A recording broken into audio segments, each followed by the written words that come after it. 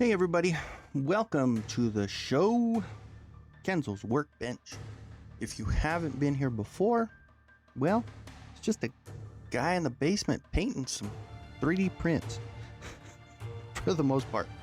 My name is Kenzo, and this is basically my hobby. I really enjoy. I have 5 3D printers that I enjoy using, and I'm a big collector of toys.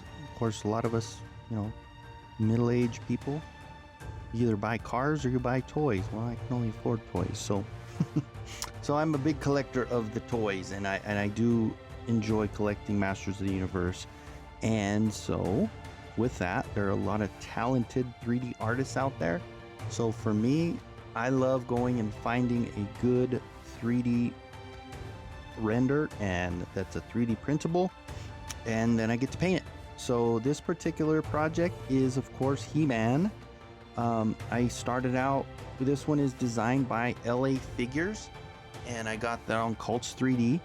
And so they have a very nice library of 3D art that you can purchase and print. I did a Skeletor not too long ago, and I think I put a picture at the end of the video of the Skeletor, so stay tuned. No, but they also have a She-Ra that they've done, and a Man-at-Arms, and I think they just completed a Trapjaw, which all are very, very cool. So I think, with this channel, I might go through their library of at least Masters of the Universe. If you do, anyone in the comments, if you have a specific that you want to see me paint and you want to see completed, then let me know. Most of these, the Masters of the Universe, I might paint for my own personal collection, but also let me know in the comments if, maybe I start putting these on eBay for purchase, or maybe, on my page, on my Instagram, which is also Kenzo's_creations. Go check that out. You can see the collection that I have, and you can see just a lot of the projects that I've worked on. Most of the 3D prints that I've done were, head sculpts for a figure, or armor, or weapons, or certain things like that, or Modi. But anyway, so back to this project. The He-Man was a very fun one to do. So a lot of times when you're dealing with skin tone, it's not easy. Absolutely, it's not easy. So I usually mix a lot of my paint. So a lot of people are like, what did you use? What did you use? Well, for the paint, it's tough. I mix it up like grandma made dinner. It's like, or when she would bake something, it's a little bit of this, a little bit of that.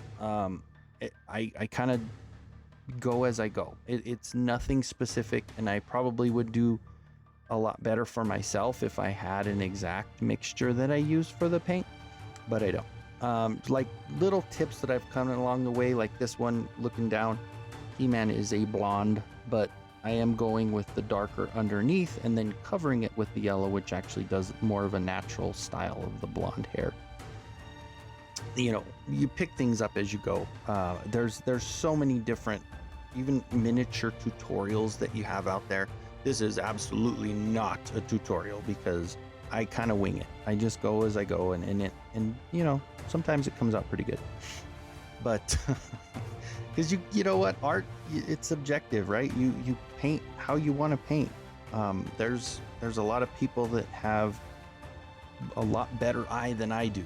Of course, this project here does have kind of a, it has a outline. I'm painting it to look like my Masters of the Universe figure that I have. So the colors, they're specific. I mean, I mix them up to, they're a little different than maybe some, but, do whatever you want. You know what, if you want to start painting and you want to get into this type of hobby, even if you don't think you're good at it, just try it. Go to the Goodwill, go find a couple dollar statue, or a figure from the secondhand store, and bring it home and paint it. It's fun, it's cathartic. You really get, I really find it that this is the only time I'm actually able to focus. Even in these videos, you can kind of tell I'm all over the place. But when I'm sitting down with a project in front of me, I can focus. I can sit down and just unwind and relax and get it done. Especially if you're dealing with something. Man, like dealing with chronic pain, that's one of those things for me. It's awful. And your normal day-to-day, it's jacked up. But if you can find something where you can escape it, at least out of your mind, and just try to unwind and relax and just get away from all your BS, it's fun. It's nice. But anyway, so the boots I did paint by hand, the armor I painted by hand. Of course, you saw the hair, the belt, and the shorts, I guess you would call it, loincloth.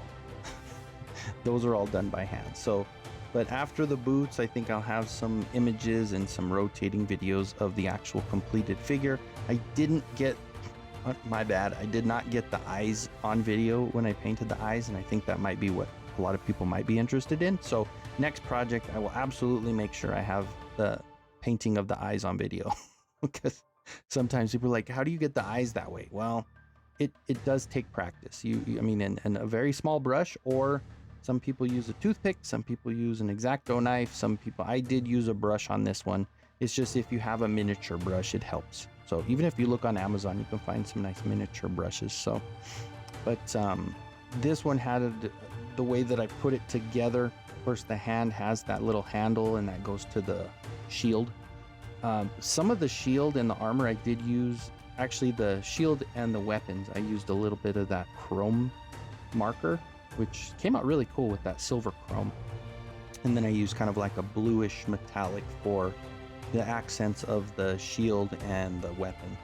But then I did put a little metallic in the belt as well. So with that orange, I did use a little bit of a metallic tint to it. So it does kind of shine a little bit differently, which is nice.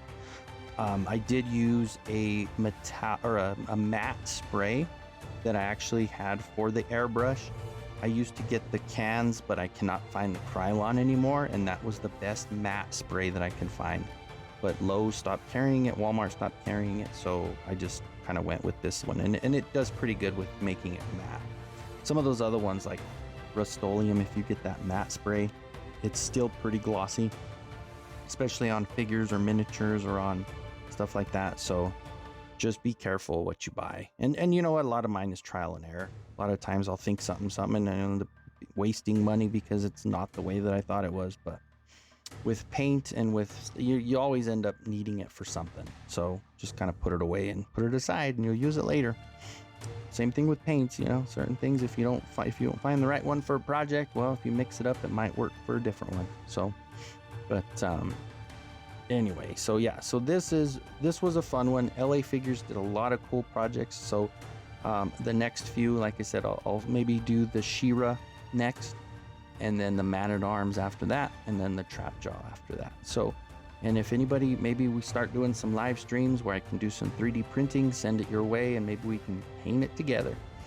That would be kind of cool. So, stay tuned. We're gonna play with it. I think this part of it is going to be where I'm going to go with this channel. I think it's going to be more artwork rather than toy reviews, just based on the fact that this is, this is different. This is what I can do that not everybody else can do. Everybody can open up a box and talk about a toy. Well, not everybody. A lot of people have better opinions, or more in-depth opinions than others. And for me, I like the line so much that I really don't have much negative to talk about. And people like negativity, unfortunately. Sometimes that sells more than anything. But anyway, so I'm finishing up on the boot. And then after the boot, I believe I will have the finished product, and I will have the Skeletor next to it, and you guys will get a good look at kind of the whole thing, but it does kind of stop abruptly. So I just wanted to get a precursor on what's coming next. But this boot is based on the Classics boot. So I did the red brown type mixture, and then I did the very dark brown for the straps, which, like I said, it's closer to the Motu Classics line. I actually had a Motu Classics down there while I was painting, and my little glove there on the side. Make sure, wear a glove, that way you don't get paint all over your fingers. And a lot of times, if you're like me, you'll paint for a while and have something to do. You'll paint for a while, have something to do. But It's always nice to have that glove with you. But like I said, I'm not to where I'm running out of things to say, but I knew where it was coming. So here's our finished product. There's going to be a few more coming, so I hope you enjoyed the video, and even my ramblings on and on. Sometimes people just like to watch people paint.